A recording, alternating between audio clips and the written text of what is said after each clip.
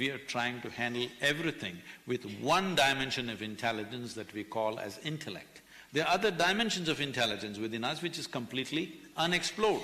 So samadhi means to get your intellect to a state of equanimity so that it does not interfere in your perception of what really is the nature of existence. Right now, the only thing that's interfering in your life is your thought process, isn't it so?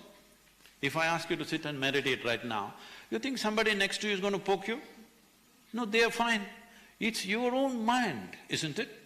People say they're depressed, people say they're agitated, somebody is manic, somebody is angry, somebody is miserable. No, all this is not happening. The only thing that's happening is your intelligence is turned against you, you're not getting it.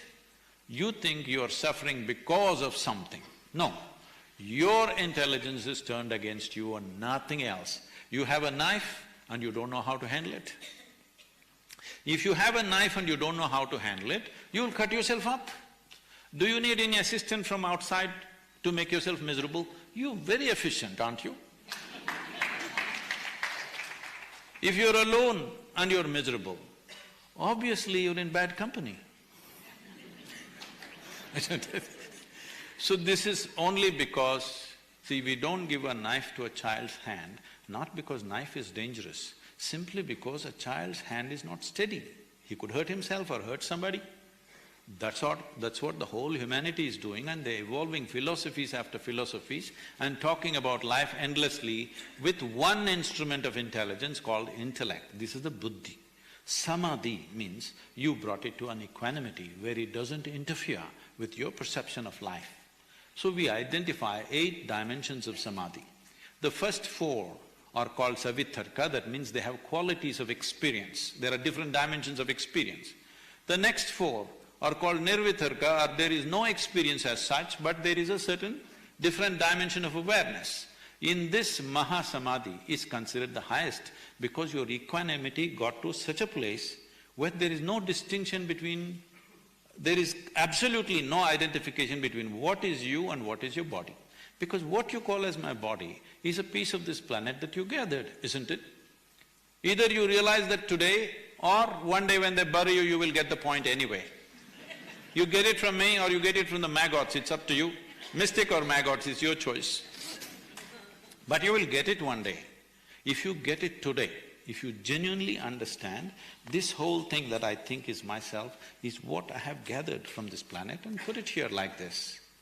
What I have in the form of my intellect, every little bit of data is something that you gathered from outside, isn't it? What you gather from outside can be yours, cannot be you. Now there are instances, people, ministers and various other politicians, if you give them a government accommodation, after their term is over, they won't vacate. But there are many of them. See, we only hear about those who don't vacate, but there are many of them, when their term is over, very gracefully they will vacate. They're not news, unfortunately. Actually, we must publish news about them. But nobody talks about all those people who exit their residences quietly without any fuss. We only print news about those idiots who refuse to vacate a government accommodation that's given to them because of the work they were doing. Once the work is over, you must go, isn't it? In a way, this is also… the house that you live in was built from the earth that you dig up. This also is just the same. This is your residence, you built it up.